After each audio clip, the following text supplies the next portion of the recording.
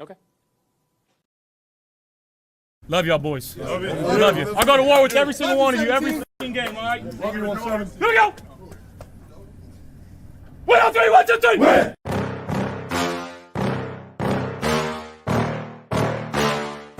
Yeah.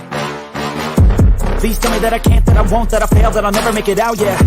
Please tell me all the bad, never good, fill my head full of every single doubt, yeah. Please say any negative thoughts, I pop off when I hear people say I cannot. I get off to the thought of proving everyone wrong, I won't stop to the top, so you better back off and get lost. I'ma stay loud, stay proud, never running out, never heading south. I'll be spreading out, call it word of mouth, can't put me down, I'll be getting loud. You can have your doubts, not what I'm about, have your fucking clout. It be raining now, I keep making sound, go another round, bitch I'm legend bound, can't stop me now.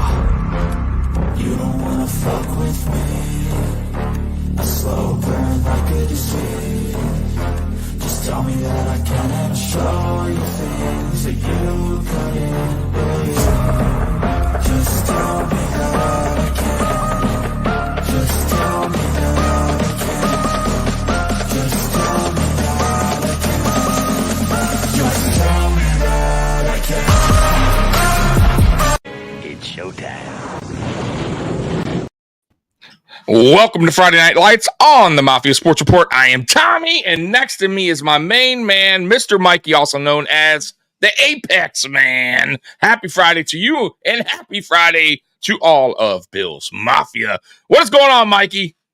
The longest short week ever, but there's been some football news this week. Ooh, okay. Tell me. What is it? What is it? Non-Bills football news. Okay. Jalen Waddle is getting paid more than Tyreek Hill.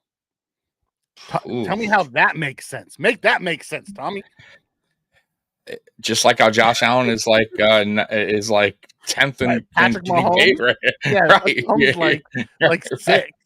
Like it happens, that's why you pay the top guys early, as soon as you can, if you plan on keeping them or you think they're long-term players, so you get it out of the way, because this is what happens. Cap goes up, players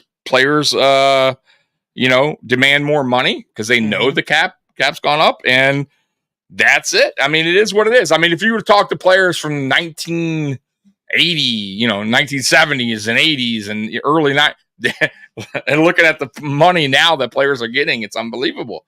So, Nico Collins is getting $78 million over 3 years. He's getting like 26 a year. 27 a year or something like that. Like, yeah. The money is just insane.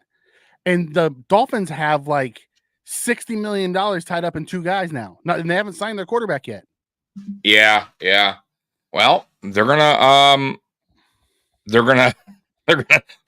wind up doing what we did potentially in the future, which is going to have to cut some players that they don't want to, because they're going to have to, they have no money to sign anyone. So that's the only bad part, but it is what it is. You got to, I don't know what to say, because if I'm a Dolphin fan right now, of course I'm happy. Like, I want Waddle on the team, and you got to pay your guys, and you don't want him to walk. He's the young guy. Yeah. And he's produced. So it's not like he's uncertain and you're paying him. He's been pretty productive, and I don't think he's any off-field stuff. So nope. I think that's a good signing, in my opinion. And Tyreek Hill is towards the tail end. He's still obvious. He's asking for new money now. Is Hill? I thought Hill wanted to only stay in the league for so long. That's what they said, right? And now he's asking for new money. Well, the Dolphins, boy, then they got themselves in a bit of a jam there, because that's the price you pay when you got 2 top dog receivers. Yeah. That's the Eagles did the same thing. They signed AJ and then they signed Devonta. They're paying outrageous amounts of money, and it's not this year. It's like 2 years from now when it really starts kicking in. But at some point, it's gonna be weird. It's gonna be weird. That's the way it goes. Yep. The Bills, on the other hand, released Matt Hack today, which I was not shedding a tear over. I don't understand why we even signed him, but that means that's a step in the right direction for our undrafted free agent Brownie. Absolutely. And we signed Gable Stevenson. the Olympic gold medalist wrestler, who they say has never played football. No. They're saying he's 6 foot, 270, so he's gonna have to get bigger. Really, they're saying he's like 5'11", 165. Yeah. So he's gonna have to put on some weight, and they're gonna have to teach him how to play football. So, at the end of the day, we lost our third punter. Not a big deal, whatever. It's, I'm not expecting much out of him. I'm not expecting anything from the Gabe Stevenson signing either. I know we were talking to him like a year or two ago. But then he did the wrestling thing. He has a checkered past. I got to tell you that. Just heads up. Though nothing happened with the case. I won't go into details, but clearly you know where I'm going. Not so sure he makes the team, to be honest with you. Especially with zero football experience. It's an odd off season. I got to say, a little odd for Bean. We've now got a professional wrestler, or wait a minute, a wrestler, Olympic wrestler who went professional wrestling on the team. We got a rugby player. We got another. We got all these. We got turning over every rock possible to find guys. We got a guy that was a great rookie that turned to shit. Now we're just signing this like we're trying anything. Bean is just like, hey, you know what? If you want a second chance or you want a first chance. We had 3 punters. Come on now. We had 3 punters. I know. It's crazy. I mean, listen, Hack should have never been signed to begin with. I mean, were we that desperate to sign a punter at that time? Like, I didn't get it at the time. Maybe they did it because they had to do it for the roster spots or something. But he's terrible. I mean, they probably got him in camp. I'll be honest with you. He probably went to OTAs, punted like once. They're like, all right, man. Mm-hmm. We've seen enough, Matt Hawk. Right? Take your ass out of here.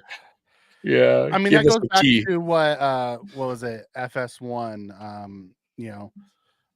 It's one I can't remember his name. Acho. It's one of the Acho brothers. Yeah. Was talking, and he said the Bills, their window slammed shut. It's sealed. There's no chance of winning. We suck. We have no talent, is what he said. Oh God.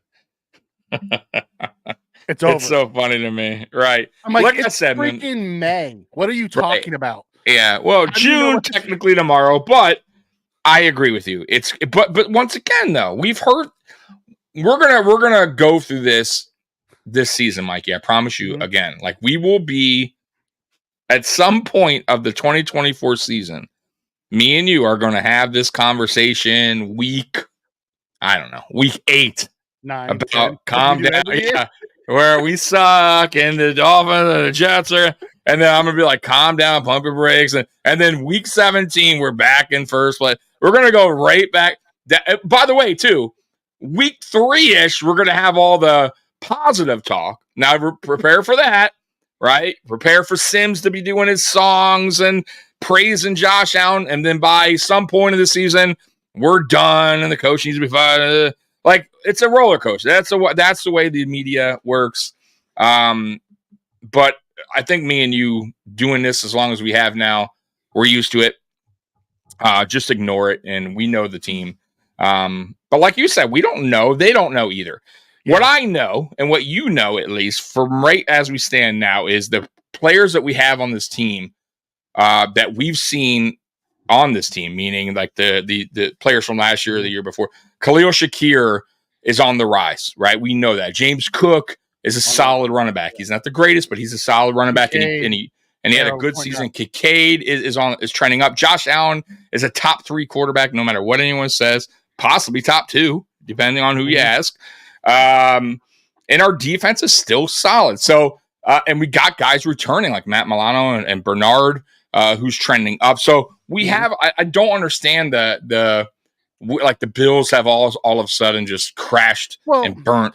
We lost so much. We really didn't. I mean, Diggs was I would say out of every piece that we lost this offseason, Mikey, fine. Diggs is the one that was a pivotal, that was actually still really, really producing at a high level. Let's say regular season. Well, until the tail end of last season. But I'm just saying every season he still was pretty steady, right? 1,000 yard. But the other guys, in which I love Jordan Poyer and I love Trey White, they were off the field a lot with injuries. Their numbers were a little bit, obviously you saw what Trey White can't stay healthy, too big. So like those guys were getting up there in age. It was time, So I just feel like we'll be all right. I just feel like they're blowing it way out of proportion for one player, really one player. And I think you're wrong. I don't even think Diggs is the big one that we're missing. I think it's Mitch Morse, but I agree and disagree Mitch with is the that one because that I think is gonna be the biggest miss. I agree and disagree in a way because it was coming to that time, and we were. I think I was like building up for that day, and I thought it was going to happen. I really thought it was going to happen the year before. Remember, I was saying he may not. Like they're going to save some money if they cut him. It's probably the best thing because he's aging and the concussions and, but it was time, Mikey. Like I get where you're going. He's a leader. He was the captain of that team of the offensive line. I mean, like, yeah, dude, he had a great season. He didn't really hurt. But the truth is the truth. He's aging. We saved some money. It's time for it's time for us to get the next guy, and hopefully, it's Van Pratt. And then we can move McGovern back to where he was last year, and we're good. You know what I mean? Like that's what we want, So, but I get what you're saying. I understand what you're saying. He's a personality. He's not an analyst. Say what you want, because he doesn't analyze shit. He looks at names. He said, "Oh, Trey White's gone. Trey White hasn't played for the Bills in 2 years." Right. And he hasn't done much. Jordan Poyer, we lose from a leadership standpoint. That's what we're going to miss most about Jordan. Yeah. And I love him, and he'll be a legend in the Bills forever. Micah may come back. We don't even know. Yeah, that's true. Right. And then Diggs. Like, if you watch the end of the Bills last year, Diggs wasn't one of the main targets. It was Kincaid and Shakir down the stretch. Yeah. And then we went out and got MVS, who's a speedster. Right. We brought in Samuel, who's really good and has experience. Like, I like what we did. I think we're deeper this year than we were last year. And they said that we, it is what it is. Yeah, I think they're missing that part too. And you forgot one guy, Keon Coleman, who I think is going to have a really good rookie season. Though I don't think it's going to be 1,000 yards. I just don't see that. I still see that 6 to 850 range, which is fine. Because I really feel like not only that. Just the way they're kind of preaching this offense is already telling.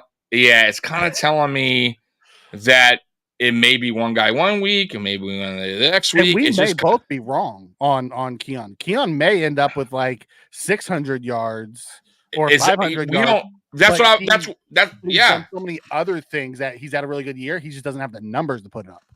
That's where I was going with. Remember when I think when we first talked about him, that's why I was kind of hinting at, like, I don't know if, like, we got to, like, because I don't want to, at the end of the season, people are going to be like, oh, he only had, whatever, let's say 600 yards, right? Let's just say hypothetically.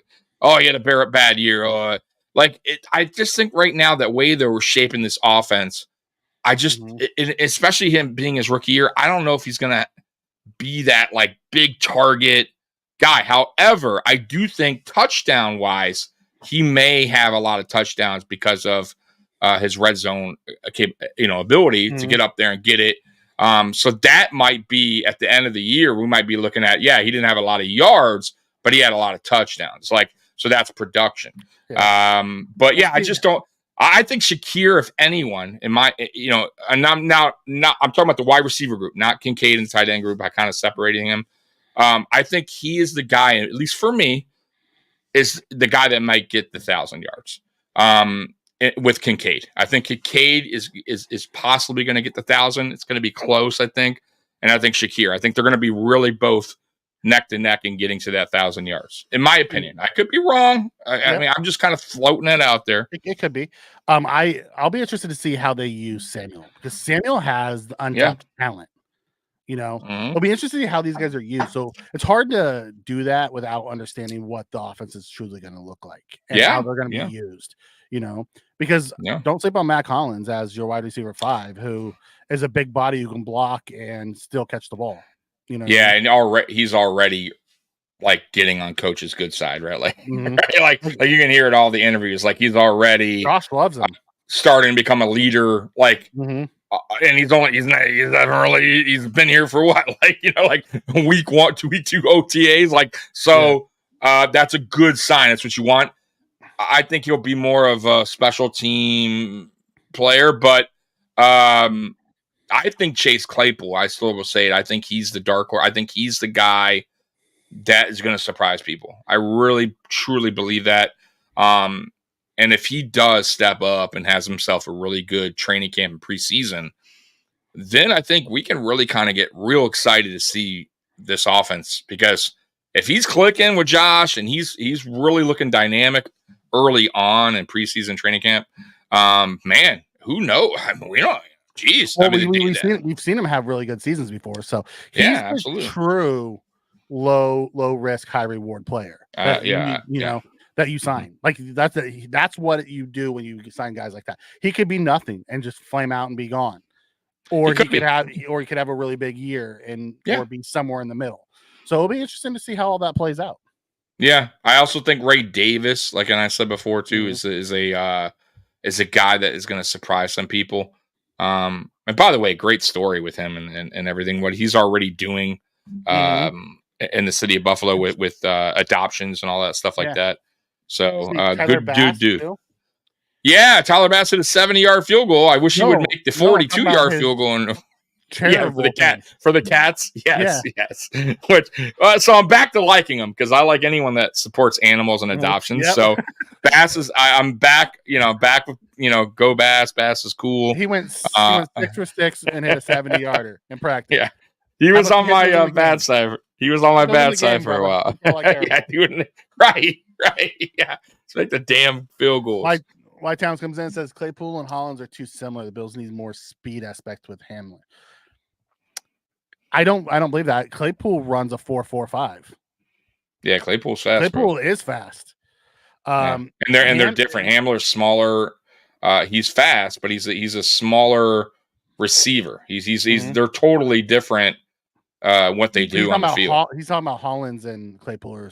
Yeah, I listen. I like Hollins as a leadership kind of like we were just talking about. But I'm gonna, special team and a leader too, like leader in the locker room, like talking to the players or young players.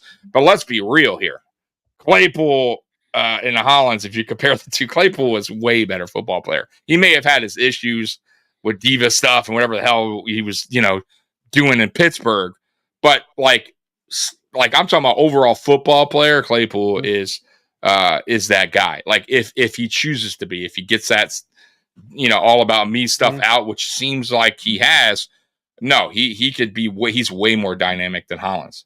How I see it. We already have MVS, who's a speedster. Claypool's running reverses and stuff in Pittsburgh. Like he has the speed. He was running too. So he's running all those bubble screens and the reverses and things like that.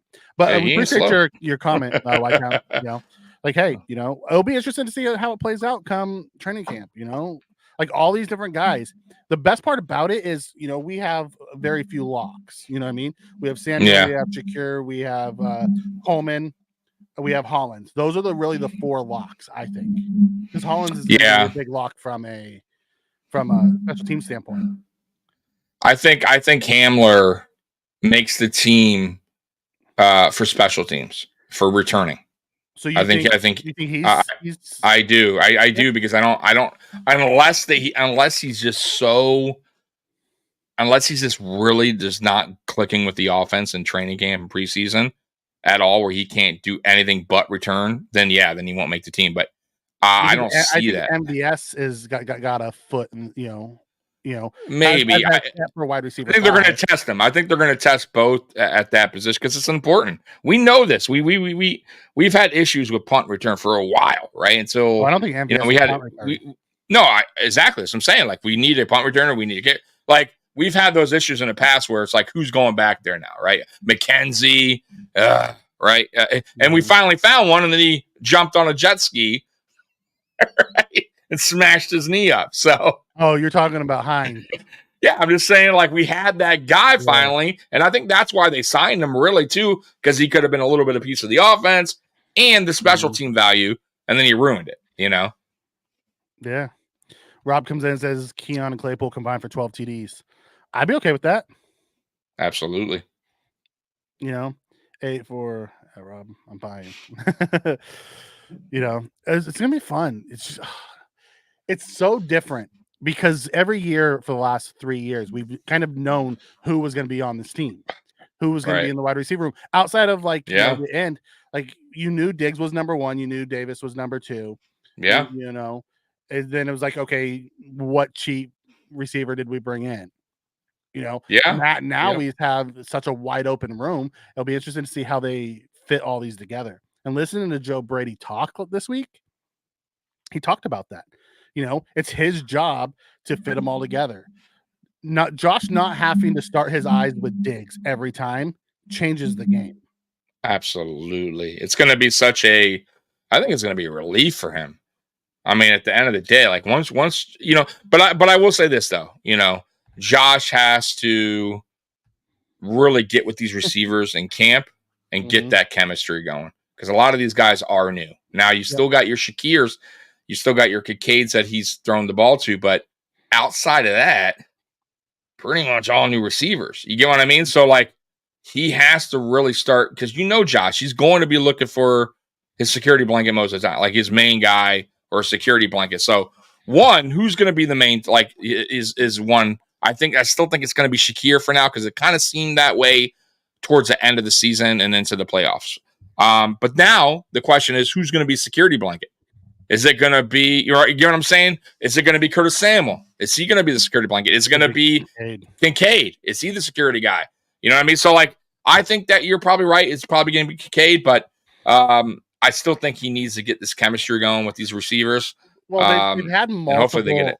They've had multiple sessions already. Not just at the OTAs, but Josh has already had one session with them, and then Bean talked about it, and he said they're setting up another one during the off the break. That's good. So, you know, although Josh doesn't put it out there, and I know a lot of people get mad because a lot of other quarterbacks put it out there, Josh is doing that work. And I believe it. Yeah, I do. He looks thinner, by the way.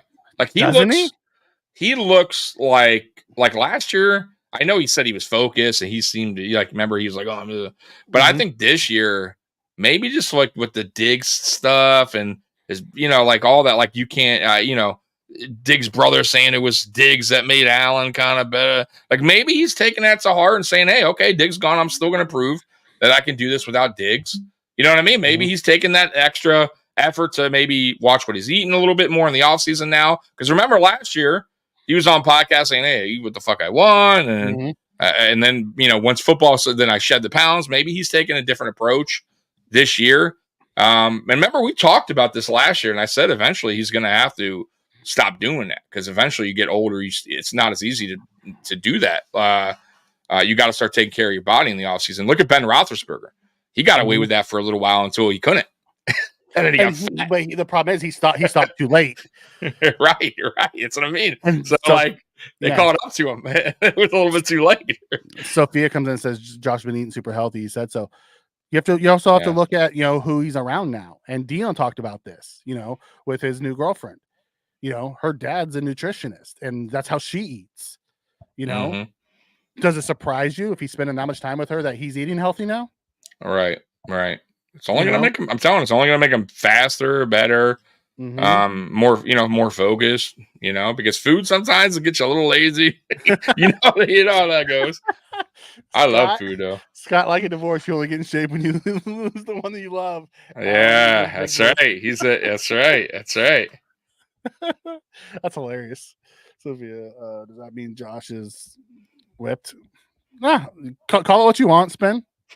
Did you see, by the way, where they were like, there was a video of him, I guess, out with her, and he like ran out of the car, and everyone's like, "Oh, what?" But it was because his pants ripped. like later, he's like, "Yeah." Dion was talking about it on a podcast. He's like, he's not used to wearing that type of stuff. Oh my god, it's so funny, man. But you see, people will nitpick. That's what I'm saying. But you see how it is, man. People will find something and be like, what a jerk. Travis Kelce went from beloved to being, you know, nitpicked all over the place now. Oh yeah, it is what it is. When you're in the spotlight, boy, people are looking for anything, boy. Yeah, and a lot of people hate Josh Allen just because they've had a I never got that. Yeah, I never got that.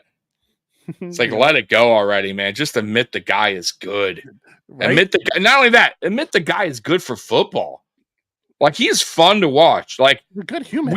There's a reason why we have like 5 or 6 primetime games every year. Mm-hmm. It's because Josh motherfucking Allen is fucking fun to watch, and if you're not a Bills fan, you know you're gonna get a fucking game, a good game, no matter what, when Josh Allen is on the field. So they can hate all they want, but the truth is the truth. Yeah. And Josh Allen's an exciting player. He's like your Lamar. He's like Michael Vick back in the day. Like you have to watch it. You know what I mean? Mahomes. You never know. Yes, like Mahomes. It's absolutely. Lamar and Josh and yes. A lot of these guys are just so fun to watch. They're must-see TV because you don't know what they're going to do. I have no idea. Yep. I get the Mahomes fatigue. Because they win all the time, but the dude's freaking amazing to watch. He is. I tell you, man, I don't hate on guys like that. Yeah, he is. I never got why Detroit fans hated him. I just never got it. They wanted him out of town. I'm like, you're gonna regret that. No, he goes to win the Super Bowl. I know a lot of people love Joe Burrow. I'm not the biggest fan of Joe Burrow, but it's not because I think he's been around really fantastic players this whole time, and the same guys have been with him since college. Mm-hmm. Like when he was without those guys at Ohio State, he couldn't get on the field. Yeah. Then he got those guys at LSU and he got really good. And he's had those guys since. Is he a good quarterback? Absolutely. Is he this all world quarterback? I don't see it. Yeah, I don't think he's the top 3, but I will say this about him. What I like about him the main thing I like about him is his calmness. He's very calm. He just seems like he's doesn't get yippy in the pocket. He doesn't get he's just very you know what I mean? I like that demeanor about him. That's why they call him Joe Cool or whatever they call him. But I just like that about certain quarterbacks. It's like, all right, you know what I mean? You could be down, but he never gets, hey, we got this. Tom Brady, by the way, was like that. Tom Brady was very much like that. Mm-hmm. Very just calm and cool. We're like, hey, we're down 21 points. Maybe that's why I hate him so much. We're gonna be all right. Yeah, I mean, but I love that. They have a very similar game. Burrow and Brady have a very similar game. The difference was Brady did it with a lot of no-name receivers. Joe does it with elite receivers.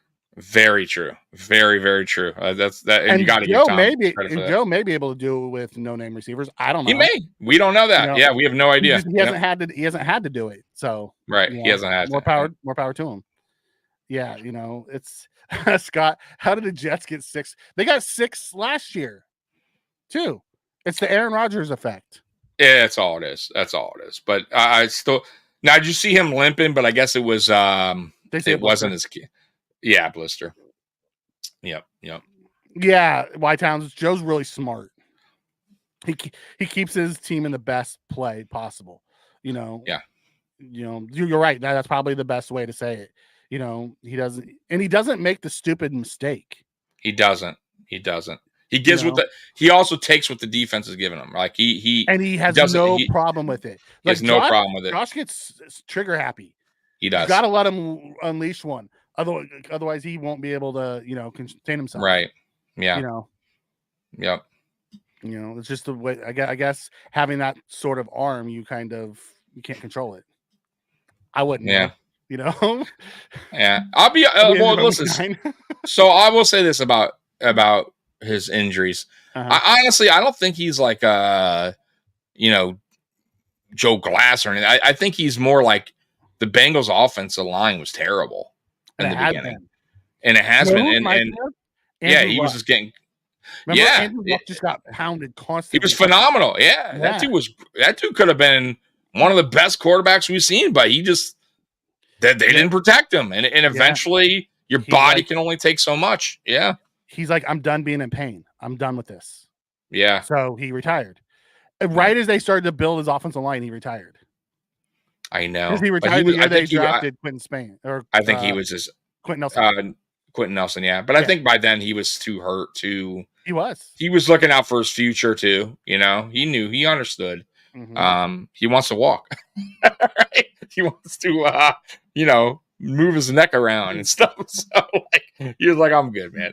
I'm not doing the Peyton Manning's neck surgery just for you guys to cut me and me to have to go somewhere to win." Because really, I mean, that's what kind of happened at the end of Peyton Manning's career. I don't know if you remember that. Peyton went to him and said, "You have to draft Luck." Well, Manning's smart though. Yeah, Manning's a smart guy. Though. Yeah, he understood. He understood, and he went to the owner and said, "Listen, you have a chance to get another, generational quarterback. You kind of have to do it." Right. And then Manning went and teamed up with the Broncos and won a Super Bowl. Yeah. He knew he wasn't winning one with Indy, so it worked out for him. No, it was perfect. It was a perfect timing for him. That defense was so good. And their offensive line. I mean, really, you got to credit their line for just they built a great team for an aging quarterback that still had just a little bit left in the tank to be a leader. Because really, the first year they should have won. That was Peyton Manning's. He had a really good year.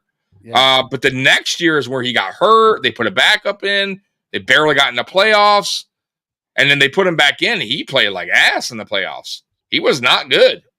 Ball was coming out bad, but they did. He was still a leader, Mikey. You know what I mean? And they still had that defense. So he carried that team and did just enough as a leader standpoint. Got him Super Bowl. That's it. That's all they wanted. He was the point guard that final year. Right. Who's not going to make a mistake. Didn't have the arm to do things. He just kept him in the best way he could and got him through. And rode a defense. That's it. It happens. Yep. It happens. I'd like Josh to be able to ride his defense to a Super Bowl. I'd like his defense to show up. That would be fucking great. I'd like his defense to show up in the playoffs, please. That would be phenomenal, man. To hold a team under, 35 points, please. Jesus.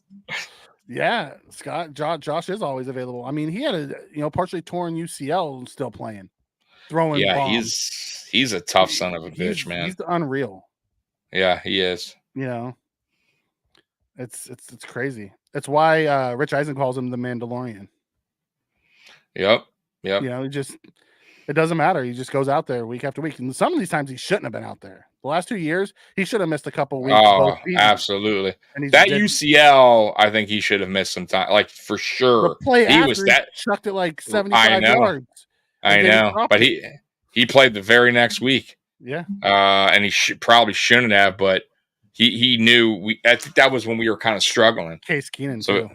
We had Case that year. Fucking Case. He was like, yo, if Case plays, coach, we're fucked. Right? I hate to tell you, but we're screwed. Yep. I gotta play. Wasn't that the Minnesota game? Right after that? That we ended up losing? I think it was the Minnesota game. Terrible. I think it was the Minnesota game. Bad memories. It was so bad. That was hurt this year. He's gonna be healthy all year. All right. Let me tell you, that game, Mikey, that Minnesota game was so funny that you brought that up. That was just the oddest, weirdest, most Bill way to lose ever.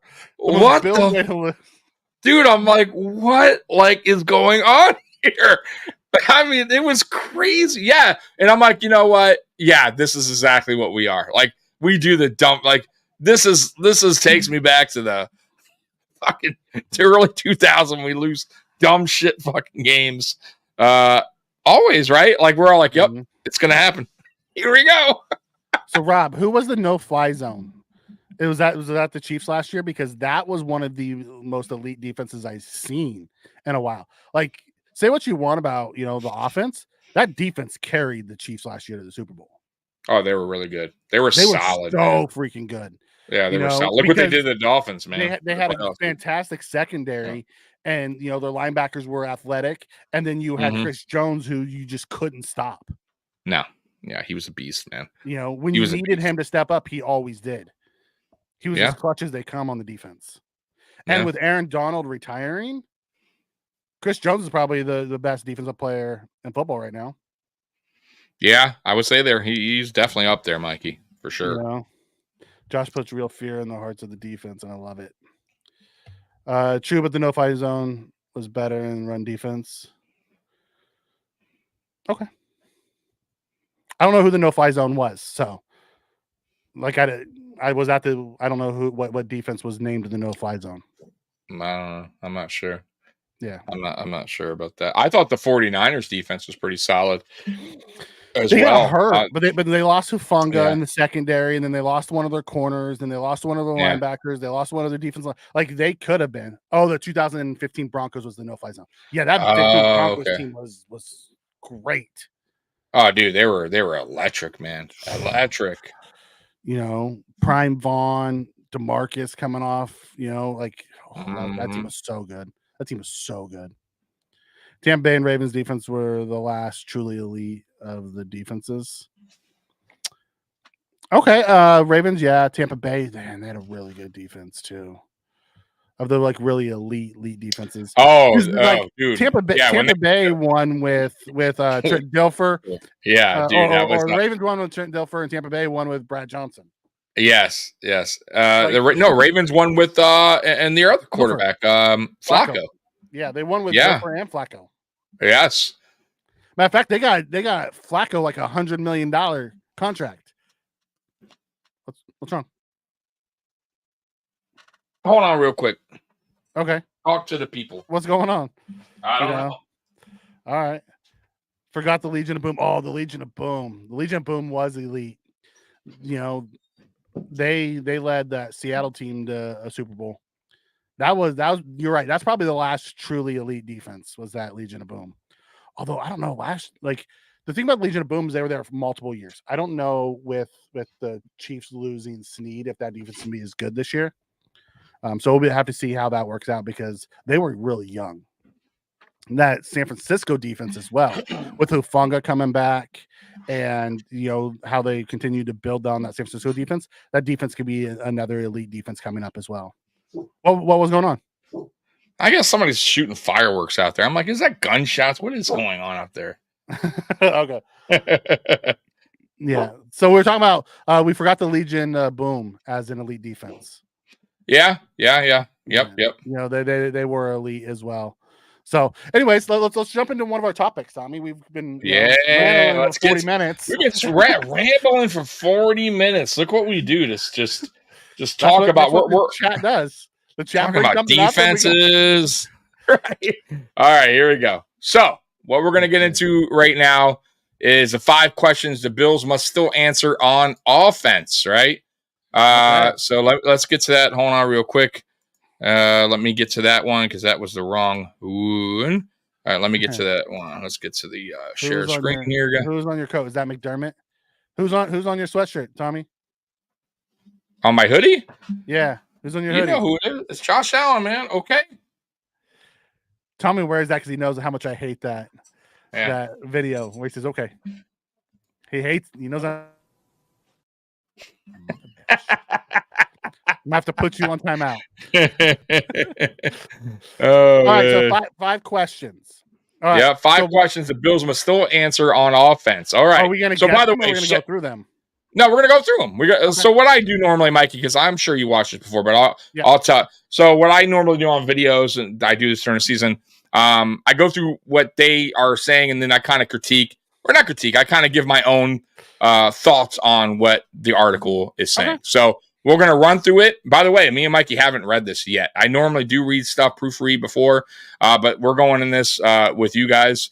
As we're seeing it, you're seeing it. So 5 questions the Bills must still answer on offense. Okay.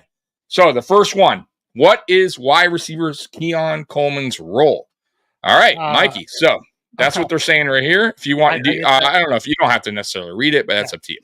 Listen, I don't think it's just Keon Coleman. It's what's the roles in that wide receiver room is what it really should be. Mm-hmm. Like, what are these roles going to be? You know, what's the snap counts going to be across the board? I have a feeling Shakir's going to see a lot of snap count. Kincaid's going to see a lot of snap count, even though he's not a wide receiver. Samuel's you're going to see him all over the place. You know, you're going to see him out wide. You're going to see him in the backfield. You'll probably see him in the slot. But what's the role of Coleman? What's the role of MVS? What's the role of Handler? What's the role of Hollins? What's the role of Claypool? That's going to be that's the real true question. It's not just Keon Coleman. Keon Coleman is going to be that big body that they use over the middle. That's going to be physical, and they're going to throw those back shoulder fades and jump balls too. Josh Allen's already said it. We kind of know what his role's going to be. It's how much is they're going to use him in those roles. Right. So, I mean, I'll be honest with you. We kind of talked about this a little earlier on in the podcast, but I mean, Bill's wire is basically saying what we're saying right here. They're saying they're going to spread the ball around. Joe Brady's offense, everyone eats offense. That's pretty much going. I can't wait for the everyone eats t-shirts, by the way, because I'm sure it's coming. I'm sure by the way, it's definitely coming. I can promise you that it's going to be a thing. Yeah. But they're saying it right here. It says, you got Curtis Samuel, you got Dalton Kincaid, Dawson Knox. We didn't even mention him, James Cook, Khalil Shakir. So, I think they're saying that it's going to open up plenty of opportunities for Coleman. And I agree. And that's what I said last week. And by the way, I got some comments like, oh, you're an idiot. Claypool and MVS is not going to get double. I didn't mean it by, the additions of Claypool and MVS is defenses are, those are our prime targets. Like, I didn't mean that. I just meant that with these kind of different kind of weapons that we have that have different kind of skill sets, it's going to help Keon Coleman. It's not going to put so much pressure on Keon Coleman with defenses because they're going to have to respect what Claypool has done in the past. They know he's still a good receiver. He still has a skill set to be good. So they know what they're going to get out of Coleman. I mean, out of Claypool. They know what they're going to get out of Khalil Shakir. Khalil Shakir's been in the league a couple years now. Same with MVS. So Coleman is the unknown. So defenses aren't really going to know really so much how to plan for Coleman. That's why I was saying this is a good thing for Coleman. Coleman is definitely going to get opportunities because defenses aren't going to be really understanding, really what he's all about quite yet until they get familiar with him. So I agree with this. I think that's Joe Brady's everyone eats mentality. That's what it's going to be, and he's going to spread the ball around, and that's why I was telling you. I think 600 to 850 is where I see him rookie year, and I don't think that's terrible. All right, so any other thoughts before we move on? Last one is when you talk about Coleman and being open, I don't think he'll see double coverage at all this year. No, I think if anybody gets doubled, it's probably going to be Kincaid. Right, but I think you're going to see some openings with actually having speed on this team with MVS and Samuel and things. You'll run MVS on a 9 or a post or something, deep. That's when you're going to see the true openings underneath. So it's going to be about Josh actually being willing to take that underneath stuff. Yep, absolutely. All right, let's get to the next one. Is Allen's interception issue fixed? That's a great question. Mikey, so you want to talk about the interception little issues that he had last year? Actually, the last 2 seasons, really, the turnovers, specifically the interceptions. Is he going to slow that down?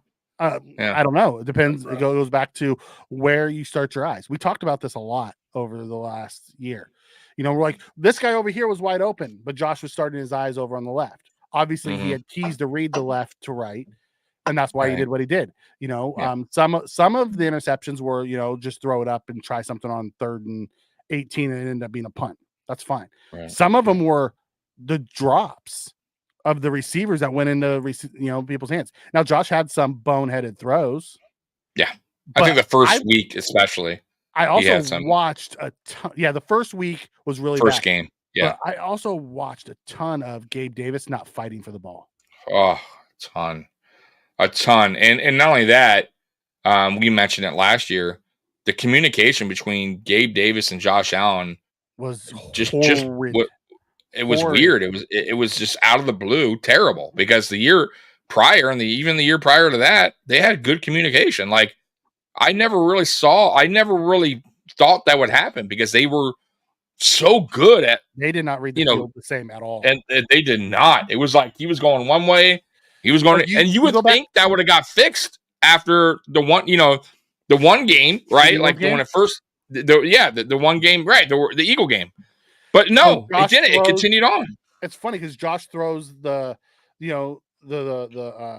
post, and he goes left. So in the Miami game, he did the opposite. He goes throw the out, and he runs the post. It was odd, man. It was so odd, and you could see the frustrations too on Gabe Davis on the sideline too. Like, it was just really weird what was going on last year, and that did have led up to interceptions, bad throws. Gabe Davis not fighting for the ball, like you said. And listen, at least knock it down, knock it away. He kind of just gave up on plays. I felt like Stephon Diggs did that too at times. Just gave up or didn't really fight for the ball. Yeah, I watched Diggs catch the ball and then get it taken away from him. Yes, I remember that. Yep. You know? And can't have that happen. Sophia says, taller receivers help reduce those risks. Mm-hmm. Yeah, absolutely. Do I think he's still going to have some of the gunslinger in him? I absolutely do. Yeah. Do I think the interceptions were as bad as everyone made it out last year? No. What do you have, 18? Yeah. Right? Am I right on that? 18 interceptions? I expect that to be lower. I think he's under 15 this year. Yeah, and that's a great point by Sophia too. Now that we have a taller wide receiver group, I think we probably have the tallest group of receivers in the NFL. If everyone makes a team, meaning Claypool, MVS, all that. I think that's a beneficial for Allen, because Allen, he's not that he throws a little high sometimes. These receivers, by the way, too, sure-handed receivers. Claypool, very good hands. Keon Coleman, excellent hands out of college. Dalton Kincaid, for the most MVS part, is the shaky one. MVS is he's our Gabe Davis. He has Samuel, shaky hands. Yeah. Samuel has really good hands. Shakir has really good hands. Mac Hollins has really good hands. It's really MVS is the biggest one. MVS is the guy that he has the dropsies, so he's going to have to correct that, especially if he wants to earn Josh's trust, because Josh won't go to you if you continue to do that. Rob was right here too. Also, some of it is he made throws that when he would normally take off that he didn't take off, so he just threw it up. Yes, that was so. When he increased his rushing, he stopped throwing as many interceptions. Dude, you're absolutely correct. The first half, before Brady took over, I felt like he was hesitant. Like, I almost felt like he was trying to please McDermott and Dorsey to not run. Like, dude, do whatever you got to do not to run. Like, we want you to pass, stay healthy.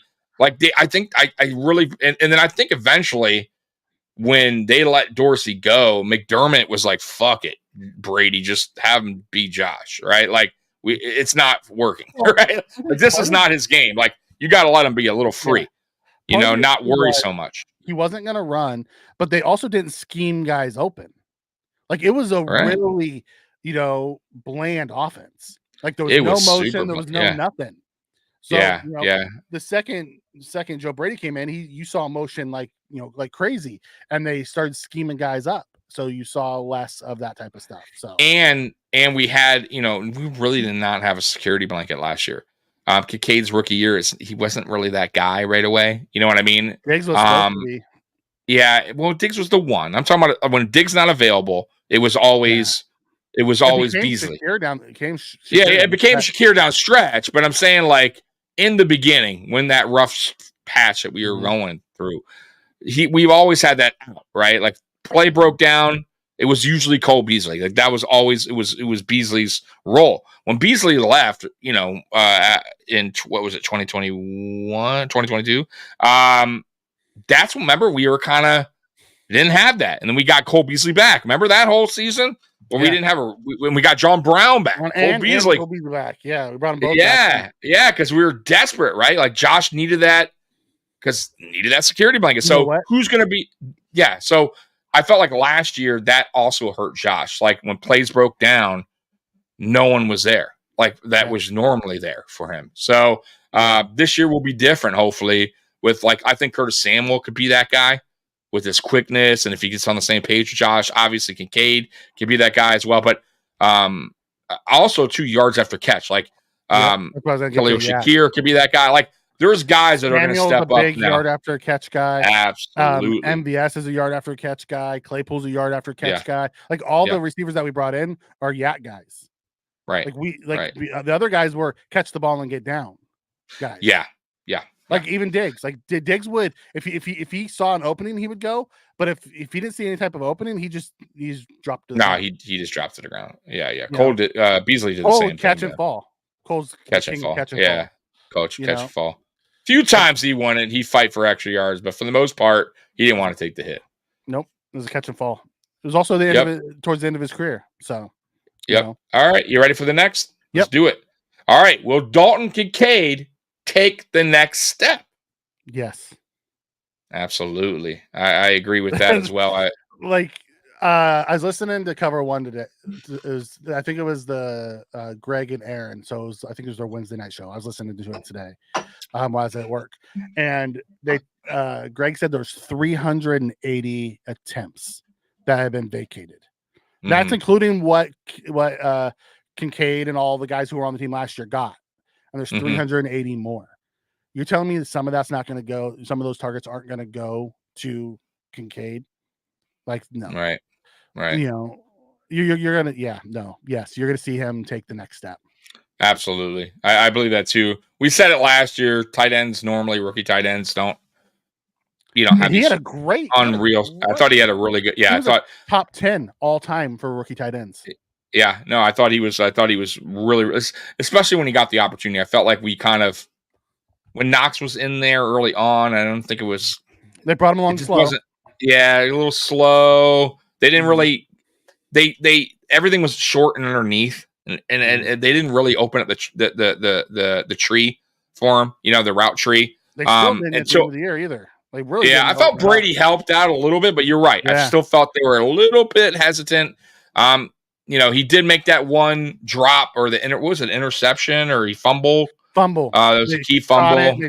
They took his legs out. It happens. But other than that, I felt like he had a couple drops, but I felt he was pretty solid as far as that goes. Good hands for most of the year.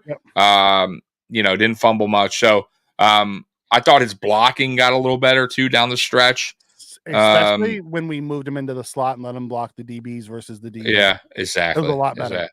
Exactly. So, I think he does take a step forward. All right, next up. I like Scott's answer right here. Yeah, go ahead. He's like, yes, 1,110 touchdowns. We'll see. Maybe. Those are Travis Kelce numbers. Yeah, maybe. I don't know. I still don't know about that. We'll find out. Yep. Next one. Is Connor McGovern's move to center temporary? Oh, there we go. That's a great freaking question.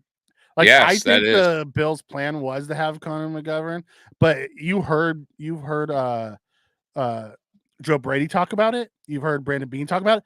They didn't expect to be able to get Van Granger in the fifth. I know. Yeah. They had him so much higher on their board. Right. Like the fact that he was still there, they're like, oh my God, you have to take him. Yeah. And I feel like I know what we say about McDermott starting rookies a little, doesn't necessarily always do it right away, but he proved last year with Osiris Torrance, second rounder.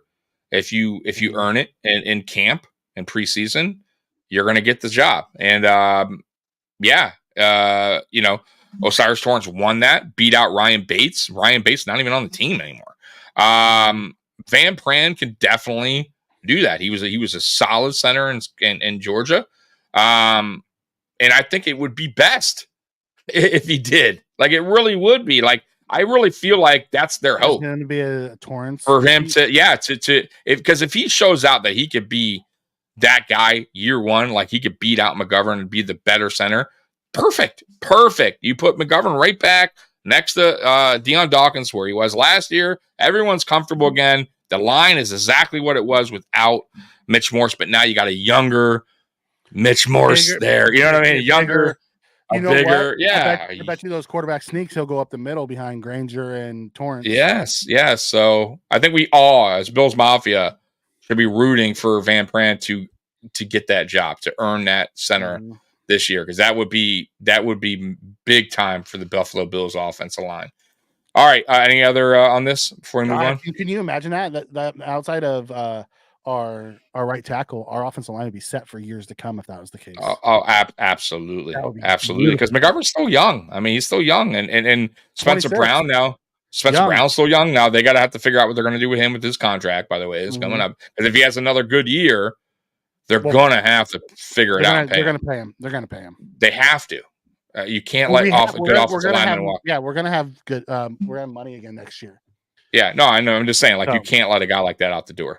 If he has another good year. You know what I mean? Now, if he gets banged up and he doesn't stay on the field, then it is what it is. You got to go through the draft or free agency. All right, next up. Do the Bills have a deep threat? Yeah. We have someone from Brazil in here. Oh, do we? I don't understand what he's saying because I don't understand. That's okay. I see Brazil. Appreciate you being in here. Bills Mafia. Hey, thank you. Do we have a deep threat? Yes, we have a couple guys who can be deep threats. MVS is truly a deep threat because he's been a deep threat with Rodgers and Mahomes. But then Samuel, although he doesn't have a ton of deep threat, he has the speed to be a deep threat. I think Coleman's is a deep threat, even though he doesn't have that elite speed. He knows how to set people up and stack them and get open. So I do think we have a deep threat. And then if you want to throw the KJ Hamler, who has been, shown, the ability to make plays deep. The problem is he just hasn't been able to stay healthy. It's not a talent issue with Hamler. It's a health issue with Hamler.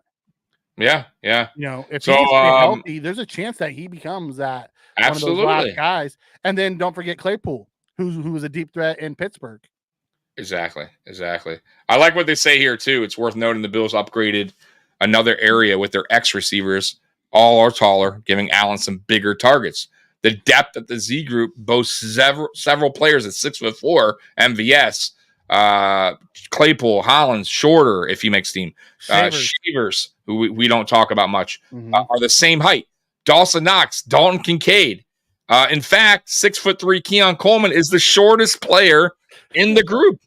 Wow. So the club's previous wide receiver two came in at 6 foot. Stephon Diggs, 6'2", Gabe Davis. While their deep threat receivers like John Brown, 5'11", and Emmanuel Sanders, 5'11", prove that height isn't necessarily a requisite to be dangerous downfield. So, man, I'm telling you, that height is going to make a difference. And they're not slow. Once again, we'll go to it. These aren't sluggish, slow receivers going downfield. These are guys with speed. I mean, MVS runs a 6'4". I mean, a 4'3", 4'3", 4'4". Claypool 4'4", which is fast. Justice Shorter's and slow once he gets downhill. 4'4". I think wasn't he a high 4'4s"? Yeah, even Khalil Shakir is a 4'3", 8". I think he was. He's fast getting downfield. That he's fast.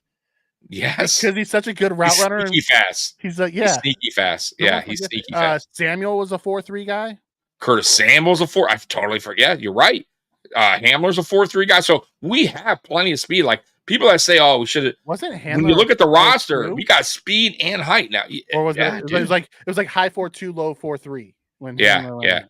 Yeah, dude. So I'm not worried about when people talk about the speed of this team.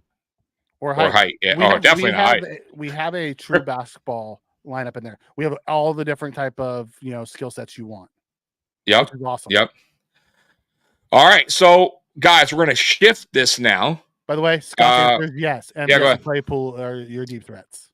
Absolutely. We're going to shift this now to the defense, Mikey. So 5 questions the Bills must still answer on defense.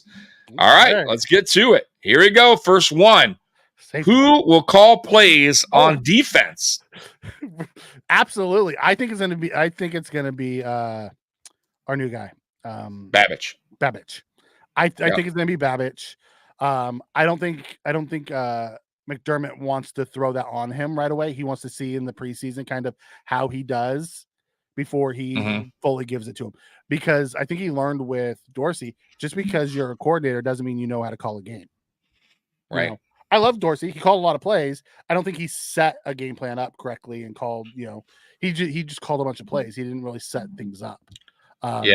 I think from what I'm hearing from the players, a lot of the defensive players were talking, and Babbage is calling all the calls right now in OTAs, and all the players love him. They say he's super smart. He gets it. Yeah.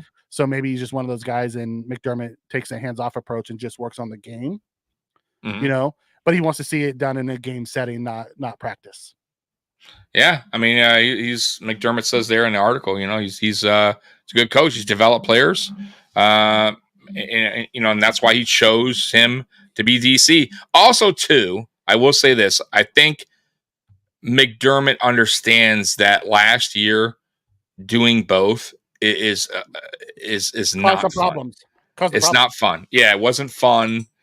He might have liked the challenge. He was probably up for it. Well, and I get that he likes defense. Like that's his, obviously he's a former defensive coordinator, but juggling both head coach and defensive or whatever you're doing, offensive, defensive coordinator. Mm-hmm. If your things aren't going right in the season, things can really turn around. And I think that's what kind of happened with McDermott during the season when things were kind of turning sideways. Now you got so much on your plate and you got injuries and this going on and the team's not playing right. Now your offense isn't playing right. And I don't think his focus needed to be at that point as head coaching. And I just felt like it was too much going on. And I like that he, at the end of the season, I think he felt like he understood that. He went in within. He got Bobby Babich, who he trusts. He's been there. He understands what McDermott likes already, what he's expecting from him. And that was a smart move because now McDermott can go back to just squarely being a head coach.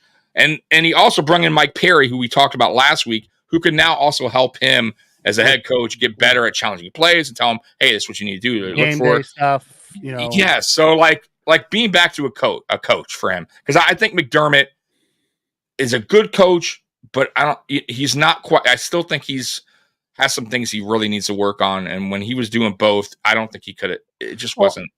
I think he made the mistake of when you see a lot of these head coaches calling plays, they're not the coordinators. They still have coordinators who set the game plans for them. They're just calling the plays. Right. And doing that. McDermott was the true DC and head coach. He didn't have someone else helping him build the weekly playbook. I mean, he probably farmed some of it out to his position coaches, but not having a D coordinator at least there to assist when things were going wrong. I think that's where he made the mistake. So if McDermott decides this year, I'm going to call plays, he has a D coordinator there. So if something's going wrong, he can tell the D coordinator, hey, you take over while I go deal with this. He didn't have that ability last year. And I think that's where the true mistake was made. He didn't have someone he could turn it over to. Absolutely. I mean, if you go back honestly, man, if you really want to go dial it back, you go back to preseason when McDermott I forget who, was it Babich he let call plays in the preseason game? And that was John Butler. The DB coach who left. Either way, that game was smooth. We played our best preseason game that year last year. That was our best game. And I felt like, man, remember we were both talking about it, like, I don't know, like it may be better. Even matter of fact, even the radio station, because I was listening to it the next day, WGR or whatever, they were talking about it right away, Mikey. Right away. Should McDermott give it up already? Like, because it looks so much smoother. He looked calmer as a coach. Like, even though it's preseason, you can kind of see it. Like, he was chilling on the sidelines, just like the game. Right. So, like, I think this was a smart move. He had to do it. So let's move on. God has spoken. It's Babich. It's Babich, but McDermott will have the ability to override when he wants. He did it to Leslie Frazier. He'll do it to Babich. Yeah, he definitely. Will the edge rush group progress? And that's a great question. Ooh, that's $1 million question this year. Yeah, that's a big question. I see Groot taking an Ed Oliver type step this year. I think Groot will get better. Vaughn will be better than he was last year, but I don't know if he's gonna take like some massive step that he's just this all-world linebacker or pass rusher again. I think Vaughn's gonna get between 6 and 10 sacks, depending on how he feels. That would be excellent. Down the stretch, that would be great. Down the stretch, Tommy, we talked about this. You saw him starting to get some of that burst back. You did. Yeah, absolutely. Absolutely. Go back and watch that Kansas City game. Patrick Mahomes was running away from him a few times, and he was close to getting him. So I think Vaughn's going to be between 6 and 10 this year. AJ's one of the big ones. Is he going to take that next step? And then it goes into what is Smoot, what is Solomon, who I have a draft crush on Solomon. Like, yeah, it's my dude too. Yeah. He was. Yeah, I want them to give him a shot. Truly give him a shot, because you see him working the drills and stuff, and he's so fast and he bends so well. Like, I want them to just give him a shot. So we'll see. Yeah, I agree. I think Solomon is the guy that could be the surprise. That steps up and gets some good amount of sacks this year. We'll see. But I think Greg Rousseau, I thought he was going to do it last year. I got to be honest with you, I really did. But yeah, really hot and then got hurt. Got hurt, and then it kind of just really kind of messed with them all season. If he could stay healthy, I think he can take that step forward. Man, he has the skill set, man, and he does the right things in the off season. He does the Von Miller. He goes to the Von Miller camp thing. Like, he puts the work in. It's just, I think he's had a little string of bad luck. AJ Epinesa took not a huge step. I think he took a big step last year. Yeah, he took a big step last year. Would have been huge if he didn't get hurt in that after I Yes, and that slowed him down towards the end. But he got paid now. I mean, for him, will he live up to it like Ed Oliver did? Right? Will he say, "Okay, man, I got paid now, and now I'm going to really show my worth, and appreciation for you bringing me back and paying me." So I think he can do that. So we'll see. But, losing Leonard Floyd, that's going to hurt a little bit. But if these players step up, I think we'll be all right, man. I think we'll be all right. Want to quickly hit Ryan's comment. Yeah, go ahead. Did you all see Michael Lombardi's report on Pat McAfee's show today? Basically said the Patriots are trying to trade up for Worthy, but the Bills took. I saw that. Yeah. Listen, they said the same thing about the Patriots trying to trade up for Keon and Leggett, and like the Patriots are just complaining because no one would trade with them. Yeah. Now listen, man. They're throwing bitch fits. Brandon Beane wouldn't have, like, he was going to take. It didn't matter. He was going to take the best offer, and Chiefs were the best offer. If Patriots came in and said, "We'll give you this," whatever, another pick or whatever, like, I'm sure he would. I don't think he cared who it was. He just wanted to get out of that round. He wanted to move down and get out. He wanted the best. Yes, the Panthers won. My understanding, it was pretty much the same offer. So he took, but he has a relationship with Dan Morgan. Yeah, that's true too. You're right. He probably took it because Dan Morgan's is one of his guys. He brought him up through the ranks. Yep. So it doesn't surprise me that that's where they went. Yep. All right, let's move on. Hide or seek. All right. This is the one we've been talking about. The safety. So can I tell you? It's gonna be Hyde. Yeah. I think Hyde's coming back for one more year. You think so? You're kind of see. I think. I think he's coming back for one more year. I believe so too. I think veteran. I think he has such a good relationship with the Buffalo Bills organization. One, and two, I think him coming back just to be that leader as well for the young guys like Bishop, even Rapp, who's still kind of young in that position, is going to be crucial, right? Like, it's key. And who knows? And to ride out in the sunset with the Super Bowl possibly. So, I think he's leaning towards coming back more than he's leaning towards retirement. But I also feel like he's loving not going to OTAs right now. And I think Bean is understanding, like, man, enjoy it. Enjoy this. Come back when you're ready. You're a veteran anyways. You already know, right? Just come back when training camp hits, if that's what he chooses, and that's what will happen probably. If he chooses to, you won't see him till probably training camp. You know what I mean? You'll skip all the other crap. Yeah. Oh, I don't expect him to come back until closer to the regular season. Exactly. Honestly, exactly.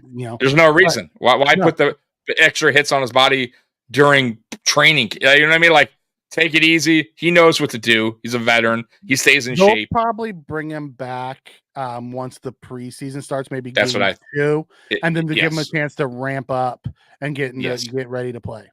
That's how. If they don't do it there, I can see him doing it on the back half of the season too. Yeah, if they don't like what they have. You know, as a ace in the hole. Hitting back to Ryan's comment, it says I feel like it's more about Beans saying the Chiefs would get Worthy either way. Are people still mad about the Bills trading and giving up Worthy? Because I'm not. I don't care. Did you see Worthy online yesterday? It's like all over. Oh, with the flashing a bunch of ones. Like, it wasn't even like hundreds. He was flashing ones. Yeah, like 1s and 20s or something. Yeah. I don't know. I think people got a little like. Listen, he's young, and it's a lot of it is for him. Listen, I don't know how I would act as a 21, 22-year-old either that just got paid. You know what I mean? So I'm not hating. I won't do that. I won't play that.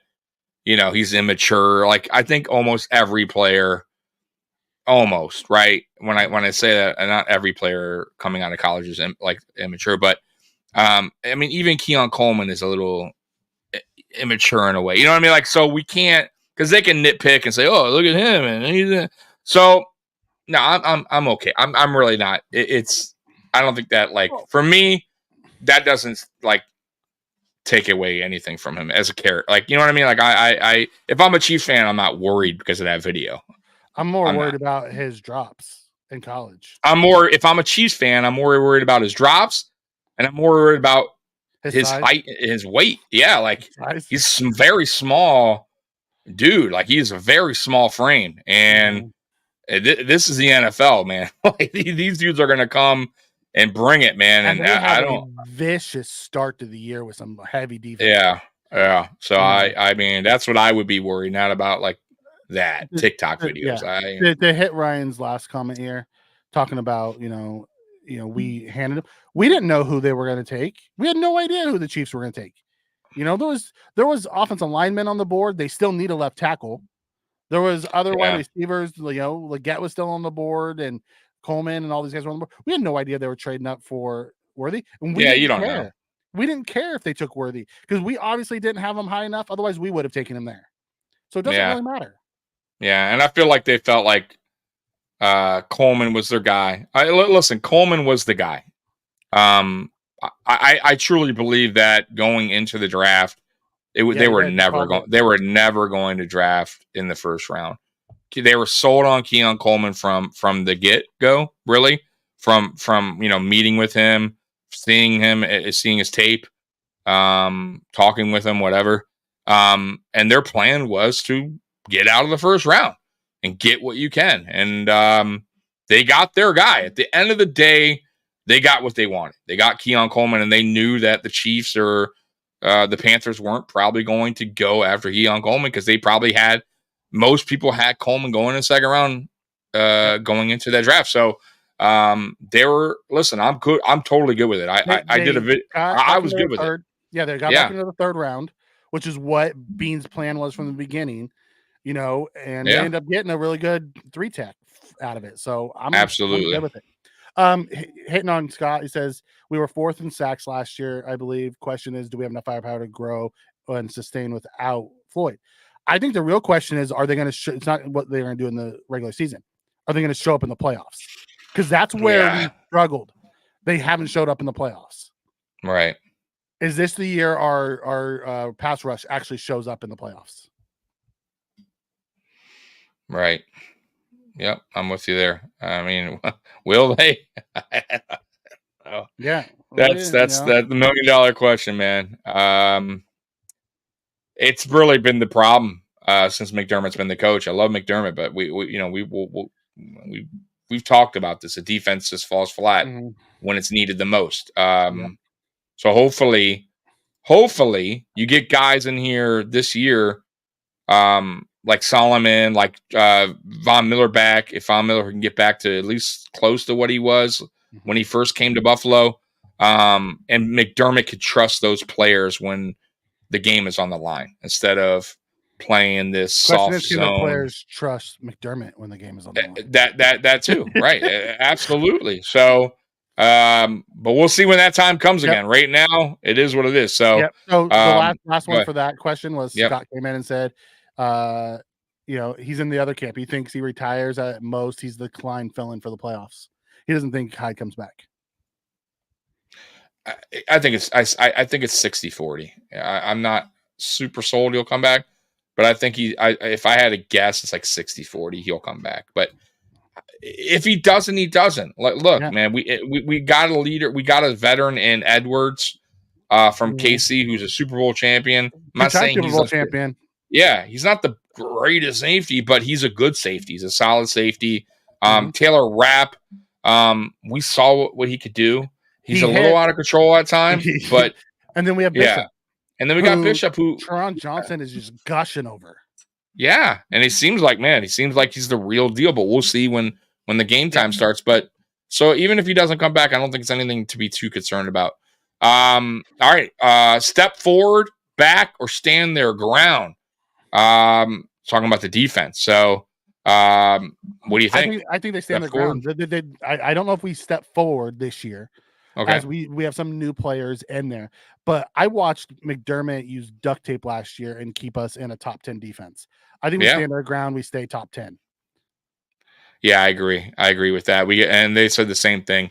Key players returning to Matt Milano, Terrell Bernard, who was, by the way, Bernard was hampered with that ankle injury for the tail end of the season. Yeah. So that didn't help. And then he finally got really hurt. And then we lost Rapp, we lost Hyde, we lost Benford, then Hyde lost a ton of guys. A ton. We had to get Klein off the couch. Yeah. So a lot of these guys are returning.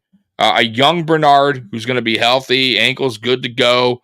Milano will be back in time. You got, and I'll say it again, you got a Christian Benford who seems to get better every season since he's been here. Stay healthy, if he can stay healthy, that's the full season right. Yet. I would say the DB room and the safety room is really where we should be a little concerned. And I would like to see. You may see a veteran come in because they're talking about God, what's his name? Bradbury with the Eagles maybe getting cut. He's a Sean McDermott guy who maybe come in and being that veteran that come off the bench. I think it's necessary. I think the Bills we need one more, and I think we're going to get one more veteran that comes. Whether it's Levi Wallace as CB4 or a Bradbury or one of those guys, I don't think we're going into the season with Jamarcus Ingram as our CB4. I just don't see it. No, I don't see it either. Will defense hold their end of the bargain? Yes. I think the defense is going to be as good as they have been. The question goes back to, will the defense show up in the playoffs? It's a new set of, it's a new cast of characters. Right. Yeah. And then you got Rasul Douglas, which will really be his first official, full season with the Buffalo Bills. He'll be more familiar with what Sean McDermott and Babbage expects from him. And he's a ball hawk. So we finally, and remember, because we never really had a ball hawk. Trey White was not a ball hawk. Trey White was more of just a sticky kind of. He get back on the ball. Yeah, exactly. He was a really good defender, but he never was a ball hawk. Douglas is a ball hawk. So we finally got that guy to get some interceptions. And then Benford's not that guy either. So I don't know if we'll be a high turnover interception team still. Douglas will still be that guy. You know who actually picks off some balls? Mike Edwards. Okay. Safety. Edwards has a knack for being in the right spot and getting. So that's good. You know who else knows how to pick off balls? Micah Hyde. He does. I was just about to say that. Yeah, we all remember that one. Yeah, we all remember that one. Answer equals yes. If healthy, better. Big if, however. Yeah, because we've been, bit by the injury bug the last couple of years. That is the end of that. That was pretty fun. I told you those are fun little things because I want to think. They make you think. Absolutely. And then we're going to get into one last thing before we get out of here. Yep. Which is if I can get to it. I don't know what happened here. Hold on. It's the best remaining free agents, right? Yes. Yes, the best remaining free agents for the Bills to consider. Yep. So I should have it up there. Okay. So right here. So there's some. We'll skip through them real quick. Obviously, Ryan Tannehill's out there. We're not considering him. Right. Cam I have Akers no idea. on my list. Cam Akers is absolutely on my list. How he's not on someone's team yet, I have no idea. I am surprised Akers too. Is so good. He's like that.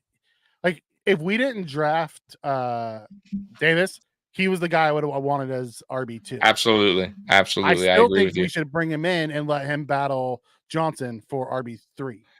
Yeah, I know a lot of people like Ty Johnson, but man, I'll take Cam. If Cam Akers can prove he still has it, he's gonna beat out Ty Johnson. Like for as much as you guys like Ty Johnson, Cam Akers is a better player. Kareem Hunt, I also like him. I still like him. Bulldozing type of running back. You saw when he came back to Cleveland last year, he still has it. He still has a knack for finding the end zone.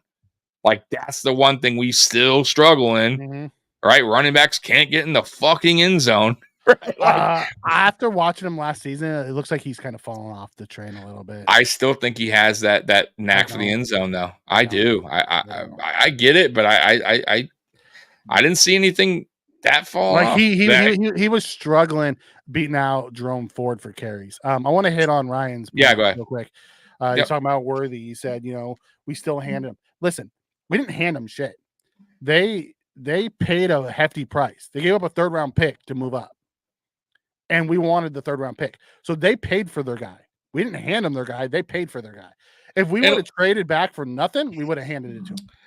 Right. And you made a great point, Ryan. It's their guy. Like that. Okay, fine. Like, well, you don't listen. One, it wasn't our guy. Paul Hardman was their guy at 1.2, and they took him in the second round. Exactly. So my point is this: Buffalo Bills didn't want Worthy, and they didn't want Leggett. Those are the guys that were still on kind of first round, on the first round board on many probably other people's board or whatever. We didn't want him. And if that's their guy, then okay, they got their guy. And we also got and we took a 3rd round pick away from a 3rd round. Doing that. Exactly. So that's another guy they didn't get. Right. And we got our guy. So we still got our guy. They got their guy. And I will say this too, at the end of the day, nobody knows what any of these guys are going to do until the season hits, man. So you may look and say now, whoa, and even me, listen, Worthy was dynamic. He's fast when he gets the ball, like no doubt about it. He could be an electric player, and he might be. He wasn't the alpha on the Texas team. He wasn't even the alpha in college. No. What makes you think he's going to be the alpha in the NFL? I get it. I'm just saying, I have no idea. Nobody knows what a lot of these players. It's a question mark. Yeah.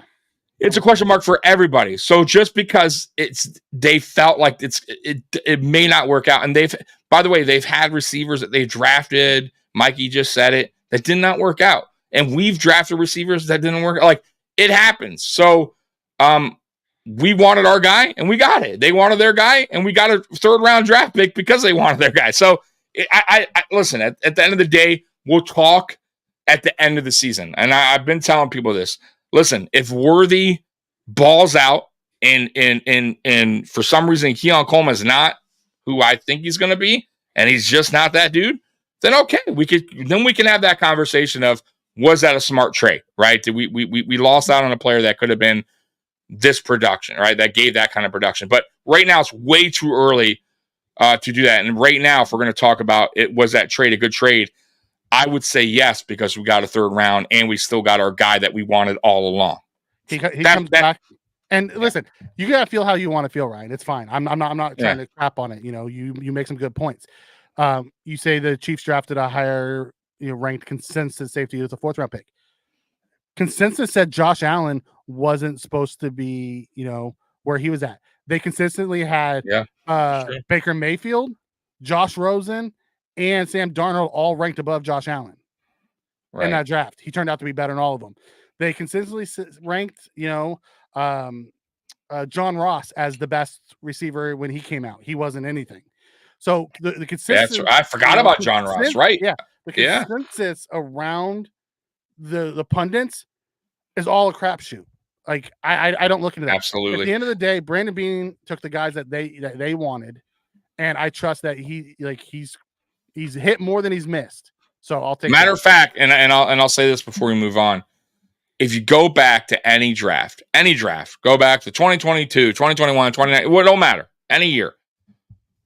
Go back and watch the hype, the build up for it when they're talking about first round talents and even when guys get drafted and what they're gonna do and all the guys there like this guy's gonna be dying. Where are they now? What are they? A lot of these guys are bust. A lot of these guys never even made it past 2 seasons. Some of them did. John Ross is a great example. Guy was at that time ran the fastest 40 time I think ever. Yep. And could not stay healthy, did not produce. It was out of the league in no time, right? So yep. There's a lot of guys like that. Josh Allen, a lot of hate on him, and Josh Rosen was a pro-ready quarterback and ready to go. Bills Mafia was a lot of Bills Mafia booing Josh Allen as a draft pick. How did that turn out? Like I said, at the end of the day, there's receivers that also get drafted in the 6th round that turn out to be unbelievable. Say what you want about Antonio Brown. He was unbelievable. Puka last year. Stephon Diggs. There's a lot. So you don't know just because they're graded a first round or, what everyone said. Exactly. It doesn't always match to the NFL. It doesn't always transition to the NFL. Injuries take a part. Sometimes it just doesn't work out. Look at Johnny Football or whatever, right? Yeah. Right. Did not work out, right? And people were high on him. He was going to be the greatest thing in Cleveland. And this. Sammy Watkins was drafted over Mike Evans and Odell Beckham. Absolutely. How'd that work out for us? And we traded up for him. Ed Oliver was drafted over Justin Simmons. It's the Titans D lineman. Yeah. Dexter Lawrence, right. Wilkins, who just got $100 million with the Raiders. Yeah. I think Oliver's good. But he is not on that. He's not that. He hasn't been a game record that they've been to this point. Exactly. So, exactly. Listen, I really do appreciate you commenting and being part of the conversation and bringing this. Yeah, absolutely. I just don't look at it from my perspective as we helped KC at all. We didn't do anything. We wanted something. We went out and got what we wanted. That's all. Yeah. Yeah. At the end of the day, yeah. And we'll find out when the season starts and ends. All right. So where were we at here? So Michael Thomas, who me and Mikey been saying the Bills should definitely bring in. Why not? But right now, man, I don't know. We got so many receivers, but I still think it would be worth a try. If we were going to go receiver, the one guy that's out there right now, I'm looking at who would make the most sense as like a wide receiver 6 special teams guy is McCole Hardman. Yeah, I like Hardman at punt returner, kickoff returner. Absolutely. Yeah, you bring that speed. Fast. Yeah. I like Hunter Renfrow too. He's very sure-handed. He's a smart football player. I know he's a veteran. I don't see how he fits. I know. I get it. I'm just saying, but he's also little Cole Beasley. Like he has that. He's very trustworthy. Like when he was on for the Raiders, man. Like that dude was a good, solid football player. I know he's a veteran. I'm just saying, like that's a guy that like Josh Allen could trust. Like that, you know what I mean? When security blanket, but I still don't think we're gonna. But there's your guy that you were just talking about, McCole Hardman. Yep. Yeah, I get it. You got the speed element. Go ahead with that. We see it different, right? That's fine. We can agree to disagree on this. You can feel the way you need to feel on this. I don't. He was assessed with getting his 3rd round back. Yeah, he paid a 3rd and 4th. He won. He swapped for the 3rd for a 4th. So who knows how it would have played out? You're 100% right. I have no idea. If we would have taken, let's say we stay in the 4th, we would have taken Coleman at 28. Right. Maybe we don't get our defensive tackle that we got. So yeah, you don't. Exactly. You never know how the board is. Not only that, there's players that get like look at Atlanta. All right, nobody saw them draft in a court and that kind of changes how teams draft after that. Like players slip. I mean, who's the one guy that kept falling? Troy Franklin. Yeah, I wanted Franklin so bad. I did too, but there was we'll see. How will his season be? Maybe teams are right by letting him passing on them. Maybe they'll be wrong. It's like I said, man. We'll leave it at that. But you don't know what you're going to get. You have no idea yet. You think you know. We have an idea, but right. Like nobody saw Frank Gore Jr. or Braden Rice. Braden Rice was because the consensus 4th round pick. He was a UDFA. He didn't even get drafted at all. Yeah. I almost think that's why, like, when we traded for Diggs back in 2020, I almost felt like that was Bean's thinking. Was like, you know what? He's for sure. You know what I mean? Like rather than you draft a guy that you never know, like he's still, like that was. That was an elite wide receiver class, and nobody expected the Eagles to draft Rager. Yes, right before Jefferson.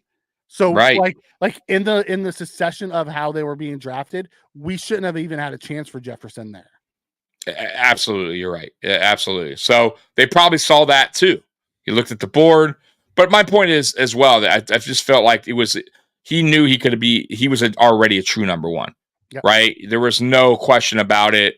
There was, he needed that veteran number one for Allen to take that big step forward and make a run. And we did. We absolutely did. We got the AFC Championship the same year Diggs came. So I don't know if a rookie would have done that necessarily that first year. I'm just throwing that out there. So it is what it is, man. But anyways, McCall Harmon. I do appreciate you, Ryan.